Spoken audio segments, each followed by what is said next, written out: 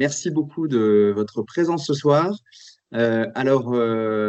Vous étiez plus de 230 inscrits pour cette rencontre. Je vois qu'il y a 45 personnes qui sont connectées. Donc, on va, je pense qu'il y en a pas mal qui vont nous rejoindre dans les prochaines minutes.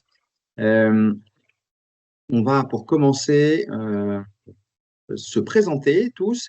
Alors, comme je le précisais dans l'email que je vous ai envoyé aujourd'hui, nous sommes nombreux ce soir. Donc, pour cette raison, on ne va pas pouvoir mettre tous les micros. On aurait aimé tous vous entendre. Il y a pas mal de têtes connues qu'on reconnaît ici ce soir. Euh, Vous savez à quel point Enfants du Mékong aime bien la rencontre et l'échange. Mais si on mettait 200 micros en même temps, ça serait un petit peu compliqué. Donc, ce qu'on veut vous proposer, c'est de poser vos questions dans les conversations. Vous pouvez par écrit nous poser des questions, on essaiera d'y répondre. Déjà, on a pas mal de choses à vous montrer et sans doute tout ce qu'on va vous montrer va pouvoir vous permettre d'y voir plus clair sur la situation du pays, la situation des programmes de parrainage et des filleuls que vous soutenez. Ce soir, nous sommes trois d'Enfants du Mékong. Il y a Isor qui est avec nous. Isor, est-ce que tu veux bien mettre ton micro, te présenter? Alors, ton micro ne marche pas. Donc, Isor travaille avec Anne Montmoton depuis un peu plus de 2 ans et elle suit les programmes de parrainage. Isor a déjà été plusieurs fois en Birmanie depuis son arrivée chez Enfants du Mékong. Voilà, alors, je ne sais pas pourquoi ton micro ne marche pas. Anne, est-ce que tu es avec nous? Et Anne, est-ce que ton micro fonctionne? Et ta caméra peut-être? Ah, la voilà. Anne, ton micro. Est-ce que tu peux mettre ton micro, s'il te plaît?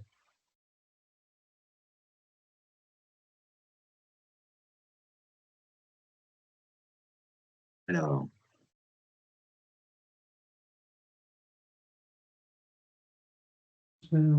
Voilà, merci voilà. Guillaume.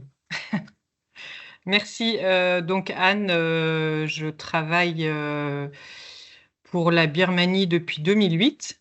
Voilà, et donc je vais régulièrement sur place 2 fois par an à peu près. Donc, Anne est particulièrement modeste, mais c'est effectivement notre responsable Birmanie. Et Anne a été plus de 40 fois dans le pays, donc elle connaît très, très bien la situation, très, très bien la situation du pays, la situation de tous les programmes de parrainage aussi. Et voilà, donc merci beaucoup Anne de ta disponibilité. Merci beaucoup Isor. Et pour ma part, donc, je m'appelle Guillaume et je suis directeur adjoint d'Enfants du Mékong. Et voilà, donc merci encore à tous de votre présence ce soir. On va passer à peu près 1 heure ensemble. On va d'abord vous montrer un certain nombre de photos et vous décrire un petit peu l'état de la situation en Birmanie. Et ensuite, on a une présentation avec des photos. Ensuite, on coupera cette présentation. On pourra répondre aux questions que vous nous poserez donc en chat. Comme je le précisais, pour ceux qui viennent de nous rejoindre, vous étiez plus de 230 inscrits ce soir. Donc, on ne peut pas mettre tous les micros. Ça serait un petit peu compliqué. Mais on vous propose de poser toutes vos questions par écrit. On va vous partager une présentation ici que vous voyez. Est-ce que vous la voyez bien? Vous voyez bien mon écran? Anne, c'est bon? D'accord. Oui. Euh, Merci. Alors, excusez-moi.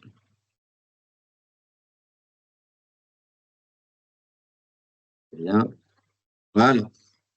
Euh, donc, la situation en Birmanie, donc, nous avons, avec Anne Monmoton, été en Birmanie au mois de novembre. Euh, Ça a été l'occasion pour nous de beaucoup de rencontres. Bien sûr, cela fait plus de 20 ans qu'Enfants du Mékong travaille auprès de responsables locaux birmans, donc on connaît assez bien la situation, surtout Anne, hein, qui connaît qui connaît tous les responsables euh, personnellement.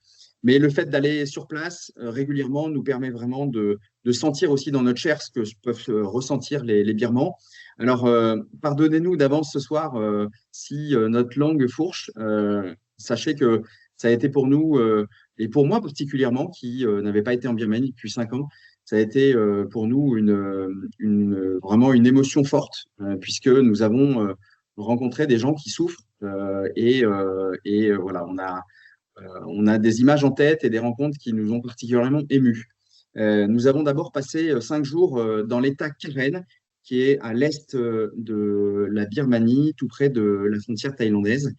Et nous avons eu la chance de les passer avec Etwa, que vous voyez en haut à gauche. Etwa est une dame extraordinaire qui vit en Thaïlande et qui, depuis un peu plus de 20 ans, tous les 2 à 3 mois, achemine du matériel scolaire pour une trentaine d'écoles dans une région très isolée de l'État Karen.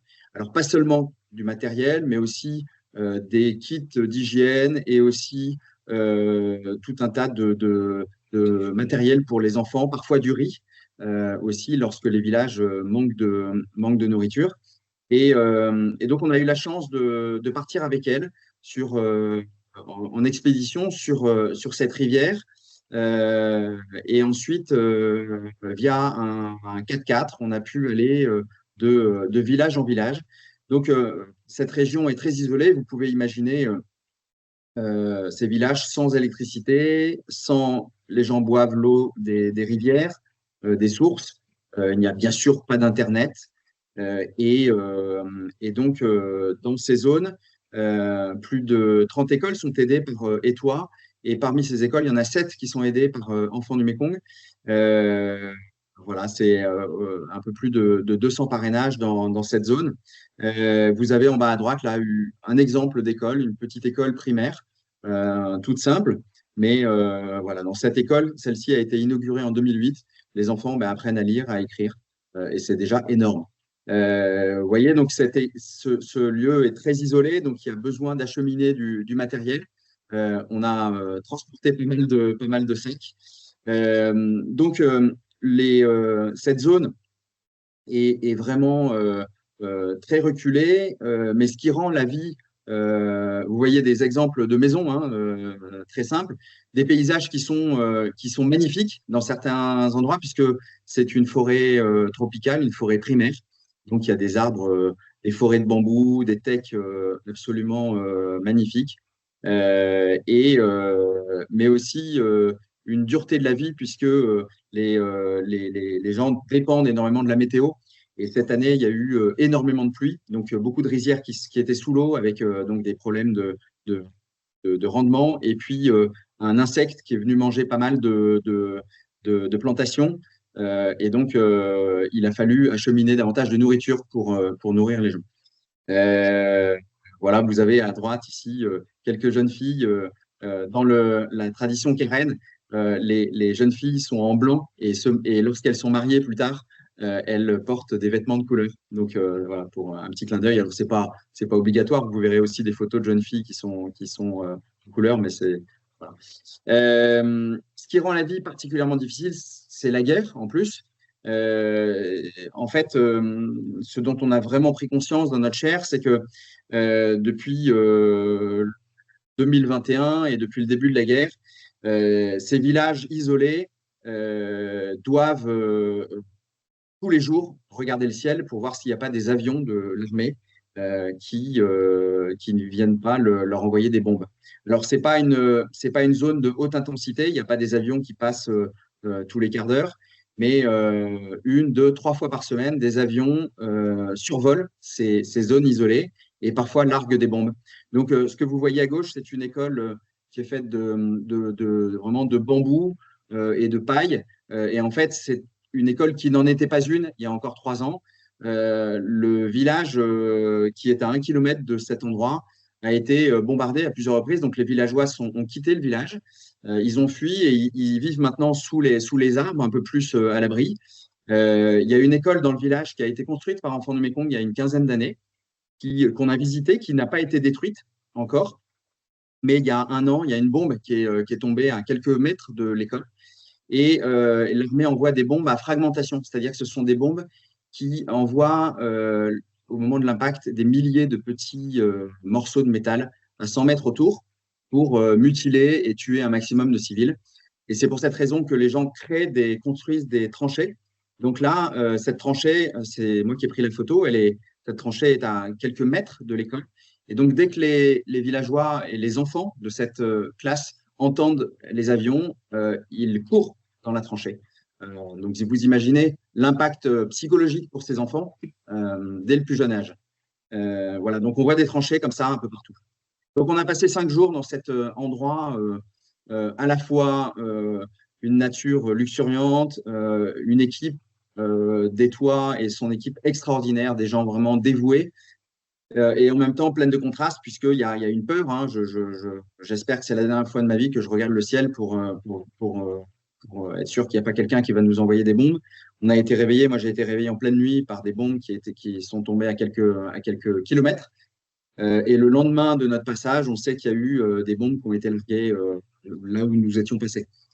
Donc voilà, donc une certaine émotion en reparlant, et voilà, 5 jours dans cette zone. Et puis ensuite, on a passé 10 jours en Birmanie, dans les zones en paix. En fait, comme dans toute guerre, il y a des zones qui sont en guerre, des zones en paix. Et Anne va vous reparler un petit peu de la situation politique depuis 2021, mais il faut savoir que dans un certain nombre de zones, à Rangoon, à Tangi, vous pourriez vous balader sans même vous rendre compte qu'il y a la guerre. Mais il y a par contre énormément de gens, des zones en guerre, qui sont venus dans ces zones-là. Donc, les foyers sont pleins à ras-bord. Et voilà. Donc, on va vous décrire un peu plus la situation des foyers et de l'éducation. Mais dans ces zones-là, on peut circuler, mais voilà, avec certaines limites. On va en parler après. Anne, je te laisse maintenant parler de la situation politique depuis le coup d'État. Oui. Alors, un bref rappel. Le 1er février 2021, les militaires reprennent le pouvoir parce qu'ils contestaient les élections législatives de novembre 2020, qui a vu l'arrivée, le maintien au pouvoir du parti qui gouvernait à l'époque, la Ligue nationale pour la démocratie. Il y a eu un rejet massif de la population de ce coup d'État. Donc, ça a commencé par des manifestations initiées par des fonctionnaires, les médecins, les professeurs, des millions de personnes dans la rue. Là, c'est la photo que vous voyez à droite. Et avec ce geste des 3 doigts levés en signe de protestation. Alors, un rappel aussi, c'est que l'armée birmane a toujours eu depuis 1962, le premier coup d'État militaire, se dit garante de l'unité nationale et de l'identité birmane. Il y a plus de 200 000 militaires, ils ont d'énormes campements, des hôpitaux, des écoles. Donc c'est vraiment un État dans l'État, cette armée. Et malgré les 10 années de transition entre 2010 et 2020, où il y avait une certaine ouverture, un développement, les militaires avaient encore pas mal de prérogatives. Mais ce qui est inédit, c'est que ce rejet massif de la population qui avait goûté pendant 10 ans un peu à une certaine liberté. Donc assez vite, des tensions et une répression dure qui se met en place, et dès juin 2021, pardon, des affrontements armés. Aujourd'hui, on peut dire que donc c'est une situation de guerre civile avec entre les armées ethniques, parce que la Birmanie, c'est un patchwork de 135 ethnies avec 7 grands États ethniques, dont certains ont des armées qui étaient en guerre déjà larvées pour gagner leur indépendance ou leur autonomie. Et donc, ces armées se remettent à combattre contre les militaires et sont rejoints par de la population qui prend aussi les armes. Et ça, c'est assez nouveau aussi parce que il y a pas mal de personnes de l'armée, pardon, de l'ethnie birmane, les Bamars, qui rejoignent, qui prennent les armes contre les militaires qui se disent garants de cette identité birmane. Donc ça, c'était assez nouveau. Donc on peut dire aujourd'hui, il y a seulement 20% du territoire qui est contrôlé par les militaires birmans au sol, mais comme le disait Guillaume, en fait ils tiennent, enfin c'est à cause des bombardements aériens qu'ils continuent en fait à tenir le pays. Donc il y a ce corridor, vous voyez sur la carte à gauche, entre Rangoon, Mandalay qui est au centre du pays et Tonji à droite, qui est encore contrôlé par les militaires birmans, mais sinon le reste, c'est plutôt les armées ethniques et la population, sauf les grandes villes des États, Myitkyina, enfin Lashio, Calais, voilà. À droite, si vous voulez aller voir après, j'ai mis l'adresse internet. C'est tout ce qu'il y a eu comme attaques armées, infrastructures qui ont explosé, etc. C'est assez intéressant parce qu'ils refont un historique depuis 2020. Alors, on parle de bombes et on parle aussi de mines antipersonnelles. On a appris la semaine dernière que maintenant la Birmanie est le pays au monde où il y a eu plus de décès par mine antipersonnelle dans les 3 dernières années.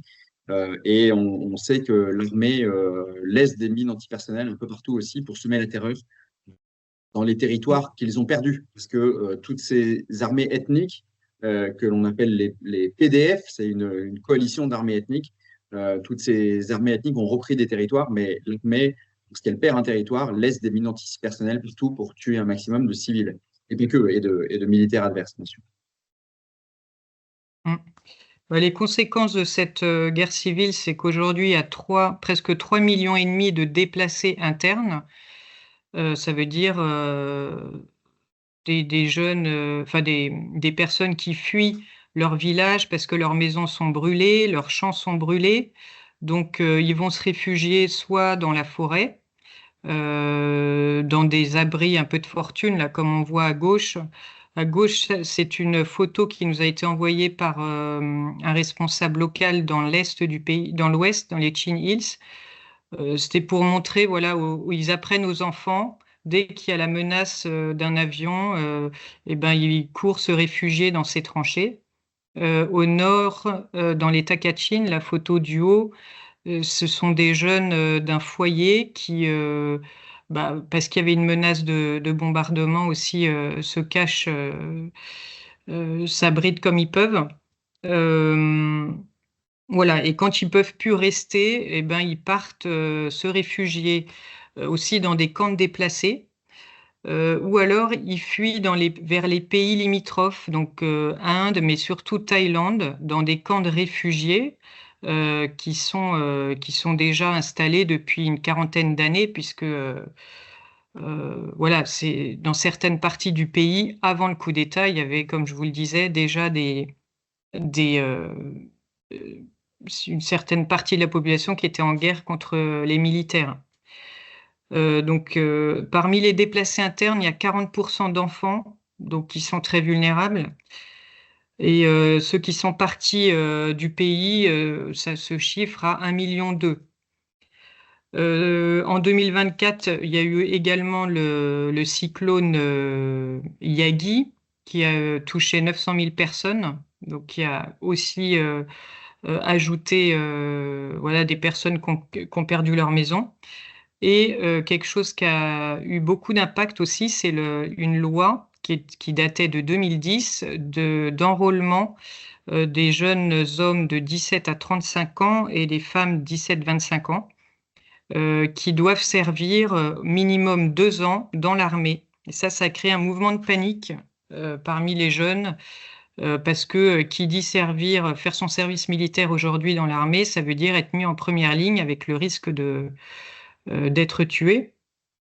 Alors, il y a tout un système aujourd'hui, on peut payer pour ne plus être sur les listes, mais bon, il faut payer régulièrement. Certains autres partent à l'étranger pour travailler ou étudier. Enfin, vraiment un très important mouvement de fuite des jeunes, parce que en fait, la jeune génération est vraiment celle qui porte la résistance et donc elle est particulièrement ciblée par les militaires. On entend souvent les responsables nous dire il y a des rafles dans les rues la nuit, dans certains quartiers populaires, et cetera. Donc les jeunes ont vraiment, peur.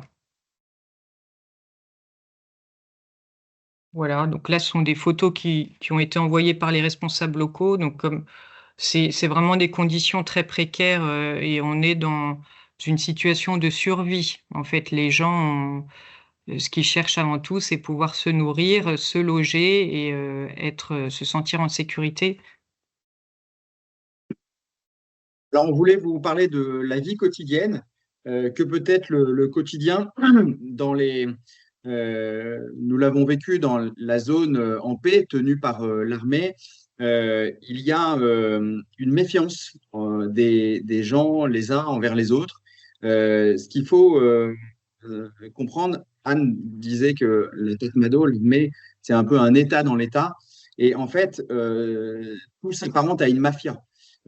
Et vous avez beaucoup de gens qui travaillent pour l'armée sans qu'on le sache. Vous pouvez vous balader à Naples sans vous imaginer qu'il y a la Camorra qui tient tel magasin, tel magasin, tel magasin, tel restaurant. Et c'est un petit peu la même chose quand vous vous baladez à Rangoon. Vous ne savez pas qui travaille pour l'armée. Et donc, il y a un climat de méfiance que l'on ressent. Et puis, pour vous donner un exemple, nous avons été accompagnés à l'aéroport par un médecin qui est le neveu de nos responsables locales. Et ce médecin est médecin pour l'armée. On lui demandait, mais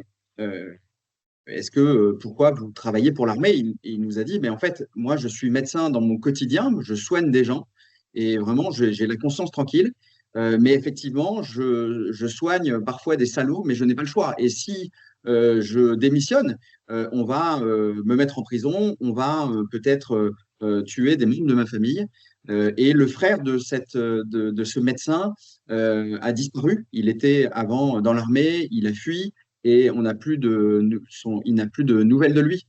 Donc, même des gens qui veulent faire le bien sont obligés de travailler pour l'armée. Donc, il y a une méfiance puisqu'il y a des personnes qui sont des délateurs pour l'armée. Et puis, à l'inverse, il y a des gens qui sont des militaires, mais ils les appellent les pastèques. Donc, ce sont des gens qui ont un uniforme vert, mais en fait, qui travaillent, qui sont pour le peuple. Voilà. Et parmi les 200 000 militaires, il y en a un certain nombre qui sont des pastèques. Donc voilà, vous imaginez cette méfiance un peu partout dans le pays. Et cette méfiance se ressent dans le quotidien, puisque vous ne pouvez pas vous déplacer dans le pays sans qu'il y ait des checkpoints un peu partout. On va vérifier votre téléphone pour voir quelle photo vous avez sur votre téléphone. Si vous avez ce qu'on appelle un VPN, c'est un logiciel qui vous permet de regarder les informations à l'étranger. Si vous avez un VPN sur votre téléphone, vous êtes mis en prison. Voilà, donc il y a des checkpoints partout et l'armée vérifie un peu partout ce que font les gens, ce que pensent les gens. Pour bien comprendre la vie quotidienne, il faut aussi mesurer l'impact économique. Depuis 3 ans, il y a eu une inflation considérable. Le riz, pour vous donner un exemple, un gros sac de riz, 48 kilos, coûtait 50 000 kits il y a encore euh, 3 ans. Aujourd'hui, c'est entre 130 et 150 000 kyats. Un œuf coûtait 100 kyats et aujourd'hui il coûte 400 kyats, etc. Donc le diesel aussi, l'essence a explosé. Le coût de l'électricité a été augmenté de 200% depuis 1 an et demi. Donc la vie quotidienne est particulièrement difficile puisque un certain nombre de besoins de première nécessité ont explosé. On pense que l'État birman est revenu 20 ans en arrière, en 2005, et on estime aujourd'hui que 16 millions de Birmans ne mangent pas à leur faim. Toutes ces coupures d'électricité, ces coupures de route, d'Internet, on le ressent au quotidien. Vous ne pouvez pas passer une journée sans qu'il n'y ait pas plusieurs coupures un peu partout. Moi, je pensais naïvement que c'était pour des raisons technologiques, hein, qu'il n'y avait pas assez de production d'électricité, donc ça coupait. Non, en fait, c'est vraiment une stratégie des militaires de couper l'électricité. Comme par hasard, l'électricité est maintenue dans les casernes, mais elle est coupée ailleurs. Donc, c'est aussi une stratégie des militaires de couper les routes, l'électricité, l'essence, un peu partout, pour contre la population et pour empêcher la population de reprendre le dessus. Euh, voilà pour vous donner un peu un climat quotidien. Euh, et Anne, tu voulais parler de la résilience des Birmans malgré cette situation quotidienne particulièrement éprouvante. Oui, moi, ça me frappe à chaque fois que je vais, que je vais en Birmanie, ou avec le témoignage des responsables de programme aussi, c'est de voir leur capacité à aller de l'avant, à contourner les problèmes et à se débrouiller pour essayer d'arriver à leur fin et de survivre comme ils peuvent. Enfin, non seulement de survivre, mais également d'aider leur communauté. Donc, voilà, c'est vraiment quelque chose qu'il faut garder en tête, que malgré cette situation assez dramatique, les responsables continuent leur vie et d'être au service, et notamment de suivre les enfants dont ils ont la charge, etc. Là, je vous ai mis quelques photos de responsables de programme. En haut à gauche, les Sœurs du Bon Pasteur, les Etaman Sisters en bas à gauche. Et puis en haut à droite, une photo de l'équipe locale. Parce que comme vous le savez, on n'a plus de volontaires. Avant, on avait 9 volontaires qui se déplaçaient dans le pays pour assurer un peu le suivi des programmes et pouvoir vous donner des nouvelles. Désormais, on passe par des employés locaux. Donc, on a 3 coordos locaux qui font aussi des comptes rendus qu'on vous envoie. 2 personnes en charge du comité de correspondance qui sont à Rangoon, et puis une personne qui est en charge des étudiants à Rangoon. Et donc, ces personnes, elles sont aussi assez admirables parce que, bon, elles travaillent. Elles sont pas reconnues. Ceux qui se déplacent, notamment il y a un coordinateur qui a 28 ans, qui est d'origine kachin, donc lui aussi, il peut être sujet à. Il nous racontait là, la dernière fois que à un checkpoint, donc on vérifie son téléphone, ses affaires, mais on vérifie aussi ses mains. Parce que s'il avait les mains un peu rugueuses, ça voulait dire qu'il était habitué à tenir un fusil ou voilà, c'est des petites choses comme ça auxquelles ils sont confrontés tous les jours. Enfin, non, heureusement pas tous les jours, mais régulièrement. Et malgré cela, ils sont très motivés par leur travail et ils nous aident beaucoup. Et heureusement Un qu'ils sont certain là. nombre un certain nombre de responsables locaux nous ont demandé de, euh, de changer leur nom lorsqu'on écrit des articles sur le magazine d'Enfants du Mékong ou ailleurs, de changer leur nom. C'est dire à quel point ils ont peur, en fait, hein, que euh, à un moment, quelqu'un de l'armée tombe sur eux avec leur nom. Et donc, voilà, ça vous montre un peu le climat de peur et de défiance. Moi, j'étais vraiment émerveillé par cette équipe d'enfants du Mekong qui prend des risques incroyables hein, pour aller voir des programmes de parrainage, pour faire des visites de famille, pour continuer notre travail, notre mission, devrais-je dire, auprès des enfants et des familles.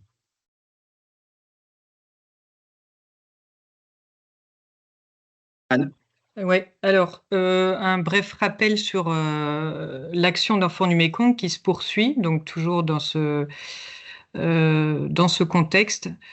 Les 3 piliers donc, de l'action en Birmanie, c'est soutenir ceux qui sont dans cette situation dramatique avec des projets exceptionnels dont je vous parlerai un peu plus tard.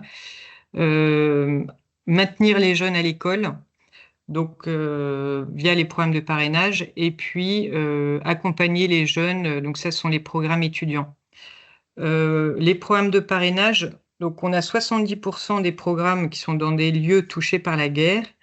Enfin, 20% des programmes ont été délocalisés, c'est-à-dire que les responsables ont emmené tous les enfants dans un lieu plus en sécurité, et ceux qui n'ont pas pu partir avec eux sont retournés dans leur famille. Donc on a à la fois, comme disait Guillaume au départ, des foyers très remplis dans les zones en paix, et des lieux, enfin, ou alors des camps de déplacés internes, et puis certains jeunes qui sont repartis dans leur famille.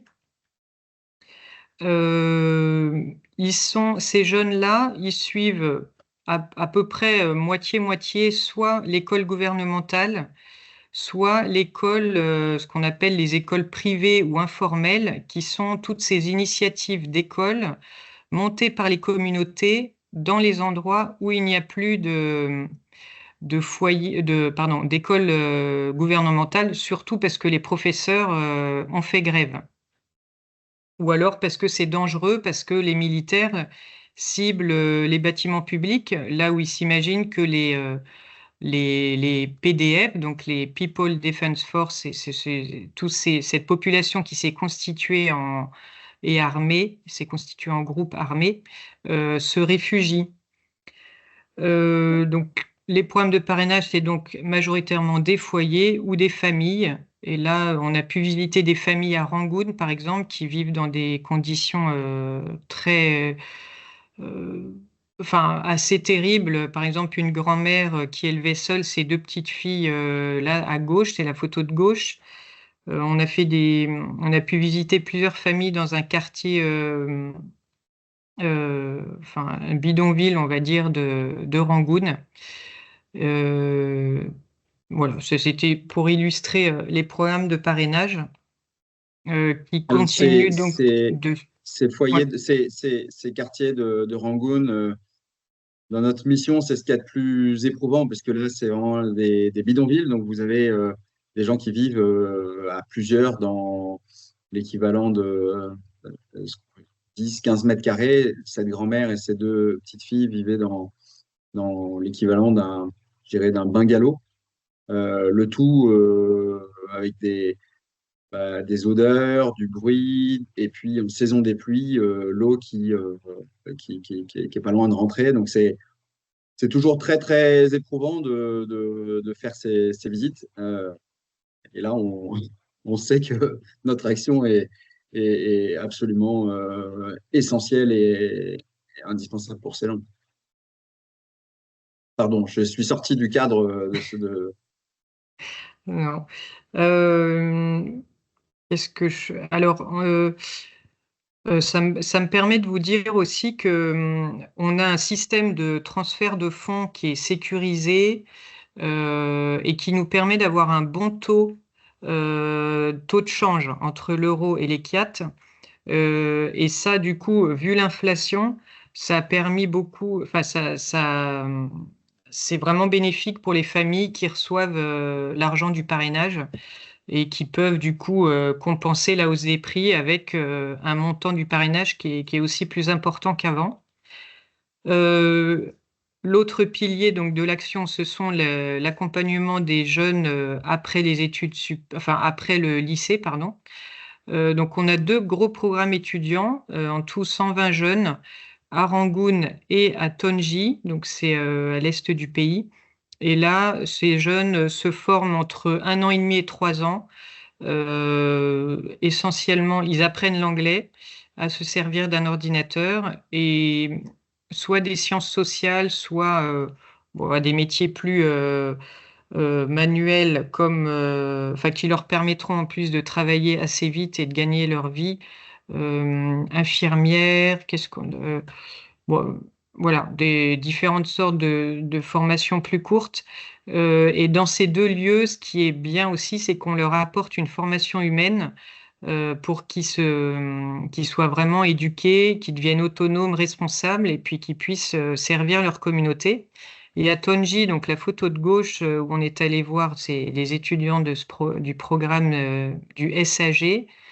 Euh, Donc, on a rencontré les étudiants, on a échangé avec eux et beaucoup souhaitaient revenir après dans leur village d'origine pour être professeurs, parce que c'est une école qui est majoritairement forme à être professeur.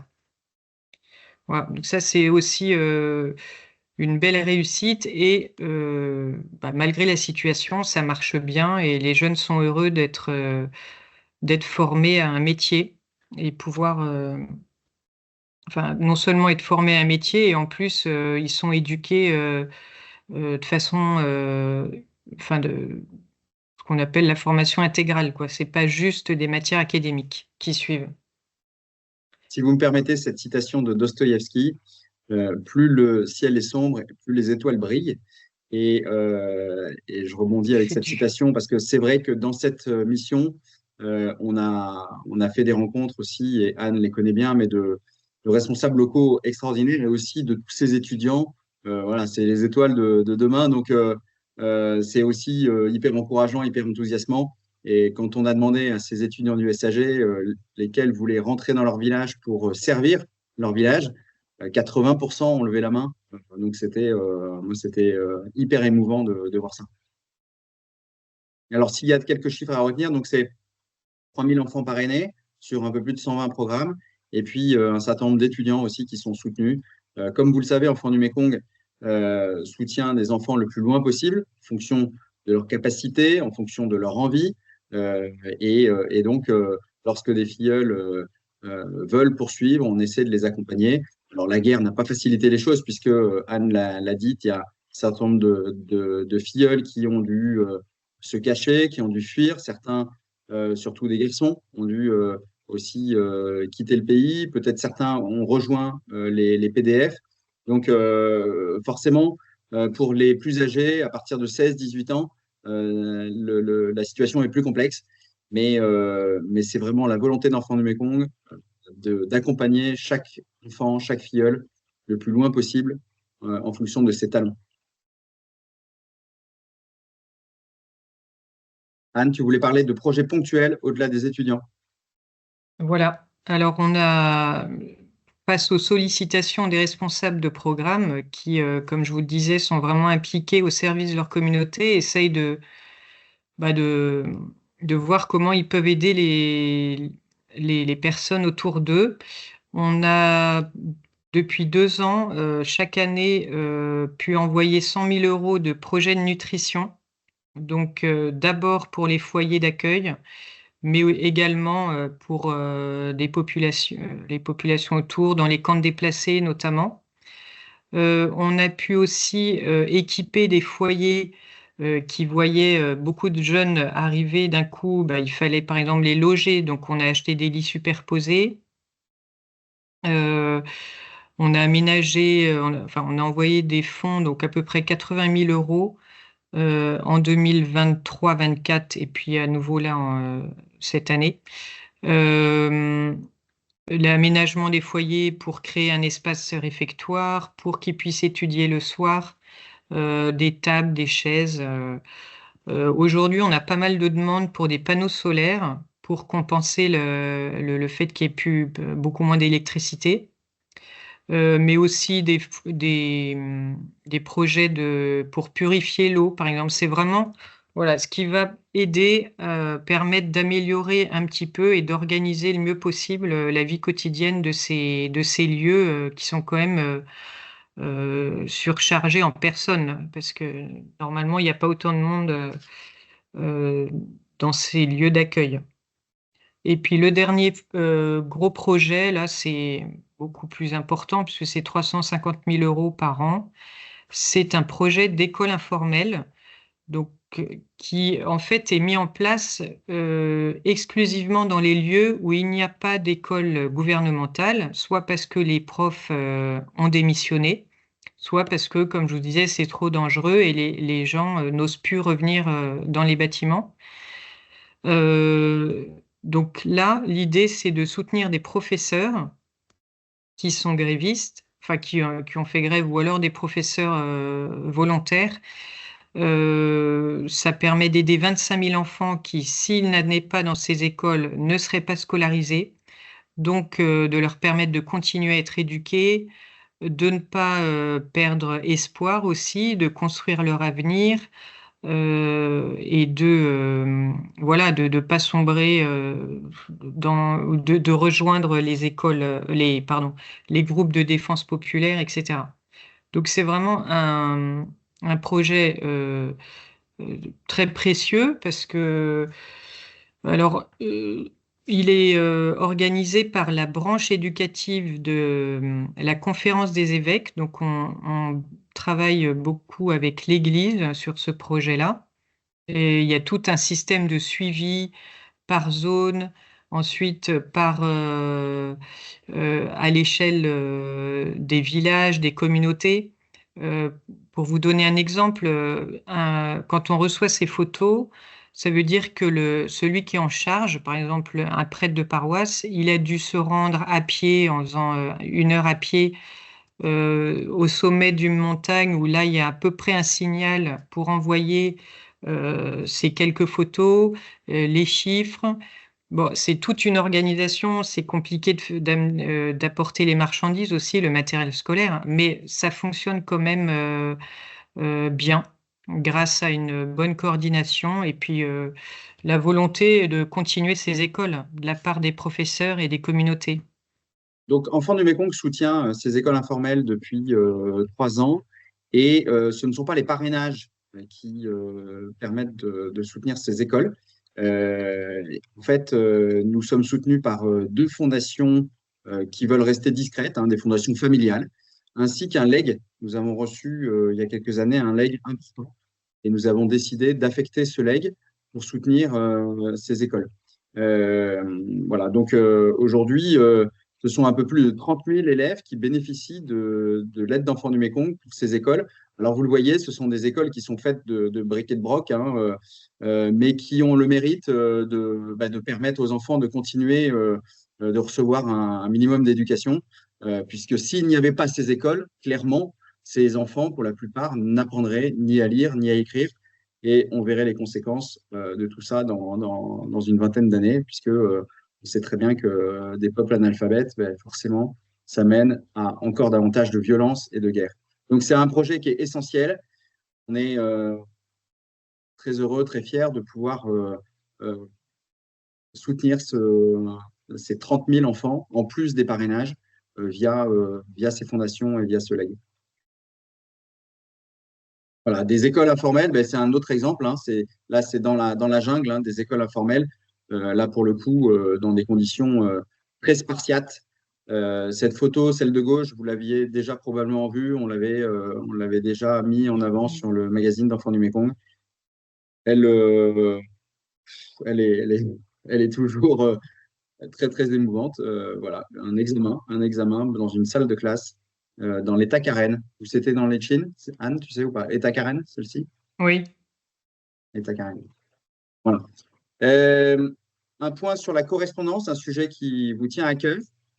Donc, il y a plusieurs façons d'écrire à vos filleuls. Anne. Donc on a mis l'adresse birmanie@courrier.enfantdumekong.com. Vous écrivez directement comme si vous vous adressiez à votre filleul. Et puis c'est d'une adresse mail que vous nous avez communiquée, parce que sinon ça ne fonctionne pas. Vous joignez des photos en JPEG, surtout pas en PDF, sinon ce ne sera pas reconnu non plus. Voilà, j'en profite pour vous dire que donc si vous avez des questions, Isor est à votre disposition. Donc n'hésitez pas à la contacter par mail ou à téléphoner. Elle sera ravie de vous répondre. Et alors, si vous êtes un peu perdu, il y a l'espace parrain que vous trouverez sur le site internet. Vous pourrez retrouver l'adresse postale de votre filleul, l'adresse email, etc. Toutes les informations sont sur cet espace parrain. On peut vous témoigner à quel point les enfants sont heureux de recevoir vos lettres. Moi, je l'ai vraiment vécu dans tous les programmes qu'on a vus avec Anne.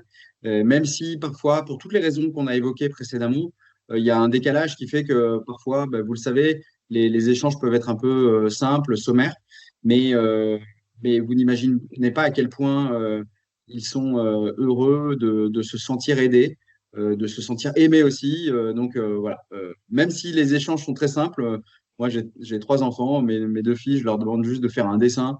Bah, c'est déjà ça et c'est chouette. Euh, un point sur quelques moments qui nous ont touchés, on voulait aussi vous partager ça. Alors là, je suis assez émotif, donc pardonnez-moi euh, euh, si l'émotion me prend. On est arrivé dans un foyer pas très loin de Tangi, à San Antonio. Et dans ce foyer qui était, il y a encore 2 ans, qui était un lieu plutôt de formation pour des adultes, qu'on appelle de vocational training. Donc, c'est des formations professionnelles. Et ce lieu est devenu un lieu d'accueil d'enfants et de réfugiés internes. Donc là, il y a 130 enfants qui sont accueillis dans ce foyer et ils nous ont chanté une chanson qu'ils avaient écrite. Je vous ai pas mis toute la chanson, mais un passage. Moi, j'ai pleuré quand ils ont chanté. Je vais pas vous lire parce que, mais je vous laisse lire ces paroles.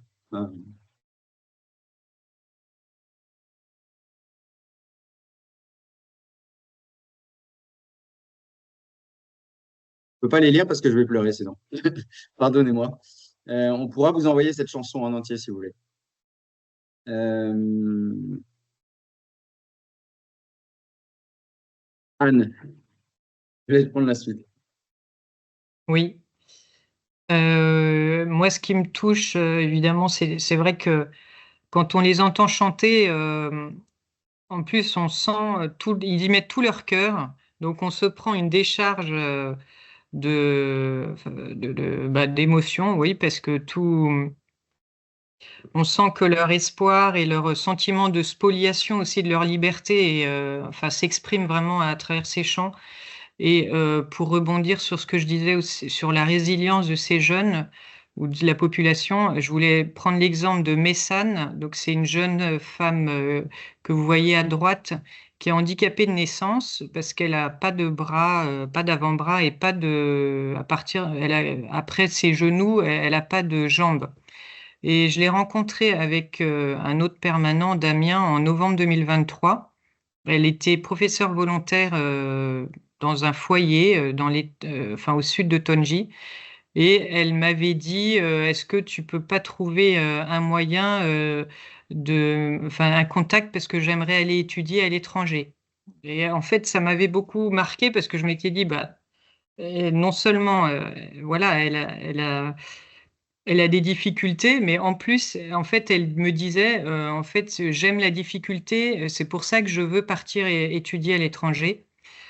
Et elle est passionnée d'éducation, donc on l'a fait entrer au PSIE, qui est une école qui forme des professeurs et qui insiste sur des méthodes d'enseignement inédites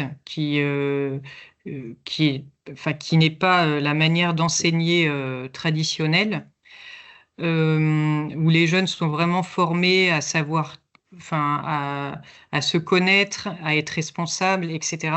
Donc, elle est entrée, on l'a revue là, il y a un mois. Elle est très heureuse et en fait, pour moi, c'est un exemple de ce que sont les jeunes en Birmanie. Voilà, malgré toutes leurs difficultés, ils suivent ce qu'ils ont envie de faire. Et Alors, du vous le coup, savez, là, il manque la sœur.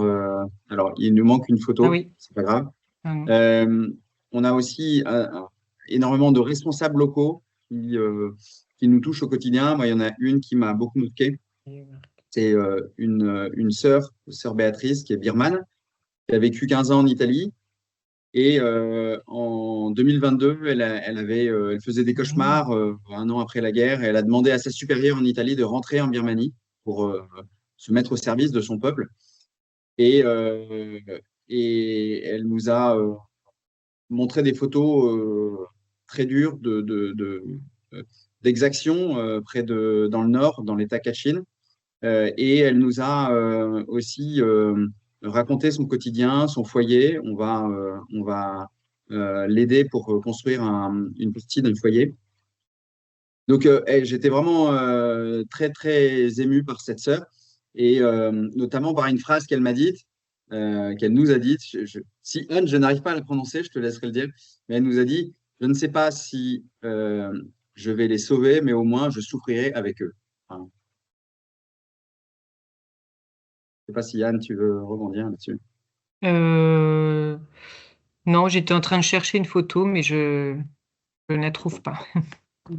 Euh, voilà, on va prendre vos questions juste avant. Je vais couper donc ce PowerPoint. Je voulais vous montrer parce que euh, on a en Birmanie des besoins importants, et je voulais vous montrer où retrouver tous les besoins d'enfants du Mékong. Vous les avez sur le site internet dans parrainage, nos parrainages en attente. Vous pouvez trouver tous les besoins d'enfants du Mékong. Et, Je l'ai fait et dessus, mais donc, comment? pardon. Qu'est-ce qu'il y a, Anne? Non. Et donc, vous pouvez trouver sur le site internet tous les besoins en Birmanie, donc sur parrainage, nos parrainages en attente.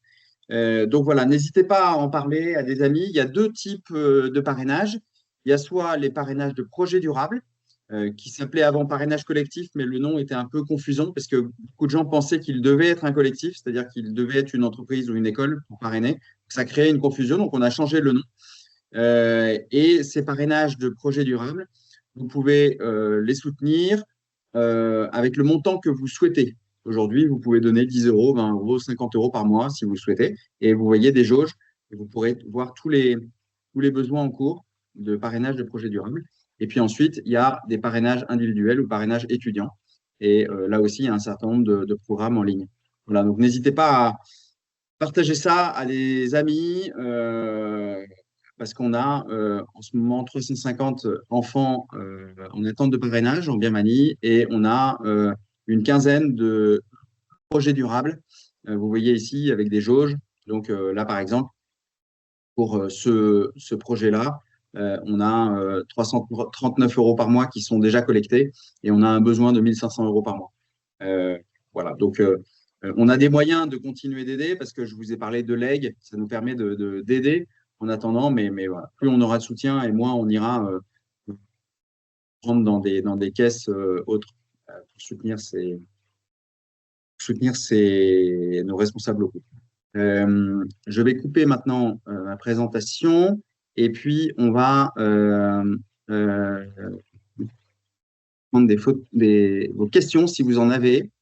Euh, Il n'y a pas de questions, ça a l'air très clair. Mais si vous en avez, vous pouvez en poser. Euh, et sinon, on va rester encore une dizaine de minutes ensemble, 15 minutes, et puis on pourra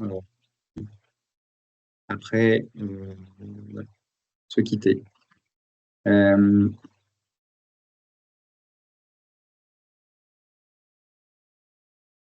alors, les questions, comme je vous précisais, c'est uniquement par écrit parce que comme on est 90, euh, peut-être, je ne sais pas si certains lèvent la main, peut-être que je peux laisser le micro.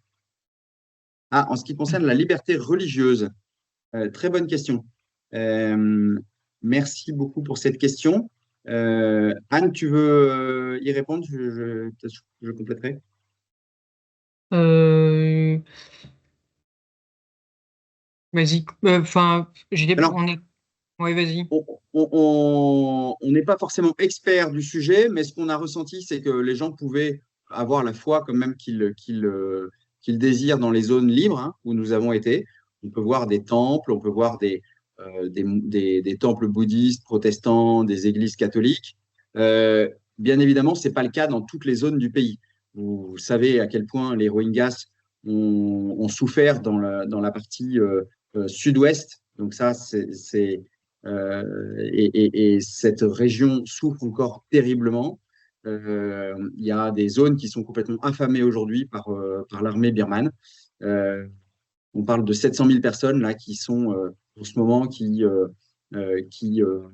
dans des villages du sud-ouest qui souffrent énormément. Donc c'est aussi lié à des questions religieuses. Donc ce qui est très compliqué en Birmanie, c'est qu'il y a à la fois des conflits ethniques, le pays se compose de 135 ethnies et il y a aussi des défis religieux avec une ethnie majoritaire, les Bamars, qui sont bouddhistes, avec parfois un bouddhisme qui peut être très identitaire et très revendicatif, et puis des ethnies qui ont de multiples religions. Voilà. Mais euh, les conflits sont plus ethniques quand même que religieux.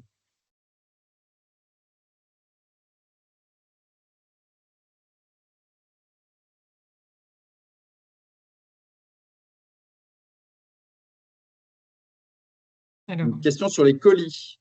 Les oui. colis, Anne, vas-y. Oui, les colis arrivent. En fait, alors on recommande non, en revanche, n'envoyez pas de cartons importants parce que ils seront ouverts et pour le coup, ça risque de pas arriver. Mais une enveloppe un peu épaisse, ça fonctionne. La question, c'est est-ce que votre bureau de poste accepte d'envoyer des lettres en Birmanie? C'est ça, en fait, ça, c'est lié à la France et voilà, c'est pas, ça dépend des bureaux de poste. Une question sur l'acheminement de l'argent. Ce qu'on peut vous garantir, c'est que l'argent est bien acheminé. Après, on a des réseaux qui nous permettent, dans le pays, en Birmanie, d'acheminer l'argent dans toutes les régions. Et on a la certitude que l'argent arrive bien au responsable local, donc à Telseur. Voilà. On utilise dans le pays des, voilà, des réseaux, on passe beaucoup par les réseaux de l'Église catholique pour envoyer les fonds. Euh, Ce qui ne veut pas dire, bien évidemment, Anne l'a précisé, hein, nos filleuls sont de toute, sont de toute religion, hein, mais en Birmanie spécifiquement, c'est pas le cas d'enfants du Mékong dans tous les pays d'enfants du Mékong, mais spécifiquement en Birmanie, on travaille via ces réseaux-là, puisqu'on sait que l'argent arrive à bon port et puis, en Birmanie, on n'a quasiment pas de frais pour envoyer l'argent dans les régions. Après, de la France à la Birmanie, on a un réseau qui nous permet d'envoyer. On ne peut pas tout vous dire, hein, mais on passe par des réseaux qui nous permettent d'acheminer les fonds sans problème. Oui, il est possible de faire un don ponctuel en plus pour Noël. Enfin, c'est toujours la même façon de faire. Soit vous envoyez, faites un virement et il vaut mieux demander à Isor qu'elle vous envoie le RIB. Vous précisez bien que c'est la référence de votre filleul. Soit vous faites un chèque à l'ordre d'enfants du Mékong et au dos du chèque, vous mettez également la référence de votre filleul et le supplément sera donné en intégralité en plus du parrainage du mois. Qu'est-ce que vous pouvez envoyer qui soit utile? En fait, c'est compliqué d'envoyer du matériel ou des choses un peu, enfin, matériel parce que on n'est pas sûr que ça arrive. Comme je vous disais, ça a de fortes chances d'être ouvert à la poste. Et si c'est pas ouvert, il y a des frais de douane parfois, ce que nous a dit notre responsable du comité de correspondance. Donc, il vaut mieux faire un don qu'on pourra ensuite utiliser sur place. Alors, un don qui doit être de quel ordre, Anne? Il ne faut pas que ce soit trop important. Oui. Bah, en fait, un don, si c'est pour le filleul directement, c'est autour de 50 euros, maximum 100 euros, parce que ça va quand même bien aider la famille. Après, après toutes sortes de dons, toutes sortes de montants possibles, si c'est pour aider en projet, parce qu'on a les projets de nutrition, d'équipement ou les écoles informelles sont toujours, on a besoin de les financer. Donc, là, à votre bon cœur. Mais on est déjà, on répond à la question parce qu'elle nous a été posée, mais on est déjà hyper reconnaissant de toute l'aide que vous apportez. Donc, on n'aurait pas abordé cette question si on ne nous l'avait pas posée. Mm. tout à fait. L'adresse email d'Isor, donc Isor iclément, Parce que tu peux pas écrire tout. Oui. iclément@enfantdumekong.com. Voilà. Oui, alors promis, Laetitia, je vous enverrai les paroles de cette chanson euh, en entier. Cette chanson qui m'a ému aux larmes, qui nous a ému aux larmes. S'y attendait pas, on est rentré dans cette salle, ils nous ont chanté ça. Voilà, c'était assez fort. Euh, bon, ben, je pense on a pu répondre à toutes vos questions. Merci infiniment de votre présence ce soir. Merci de votre soutien. N'hésitez pas. Donc, cette vidéo a été enregistrée. On vous enverra le lien. Voilà, vous pourrez la transférer à des amis si vous le souhaitez. Et une question sur des programmes, le programme 98.7. Oui, Voilà, donc en effet, c'est le programme d'Étoile dont on vous a parlé tout à l'heure. voilà, ça passera plus facilement, en effet, puisque ça passe par la Thaïlande. Alors, une question d'Éric. Comment avez-vous réussi à circuler à travers le pays? Donc, on a été dans les zones qui sont contrôlées par l'armée. On a pu, il y avait des checkpoints et puis en fait, on avait un visa touristique. Donc, dans ces zones-là, aujourd'hui, depuis quelques mois, les touristes peuvent revenir, mais on vous déconseille d'y aller comme touriste parce que de toute façon, les temples de Bagan sont fermés ou parce que c'est une zone où il y a des conflits. Et le reste du pays, bon, c'est pas forcément un pays à aller visiter en ce moment, mais on avait quand même un visa touristique, donc on a pu passer des checkpoints et voilà. Mais on a passé je sais pas, 15, 20 checkpoints euh, sans être embêté plus que ça parce qu'on disait qu'on était touriste. Mais bien sûr, au-delà de ces zones-là, on n'aurait pas pu avoir accès. Et dans les zones, la première zone dont je vous ai parlé, on ne peut pas dire officiellement comment on y a été, mais on y a pu y aller. Voilà. Euh, merci à tous et bonne soirée. Merci beaucoup. À bientôt. Merci.